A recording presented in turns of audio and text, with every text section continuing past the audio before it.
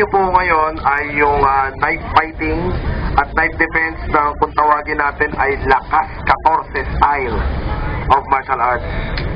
Ayan. Makikita ninyo, ano, close range yung gusto nilang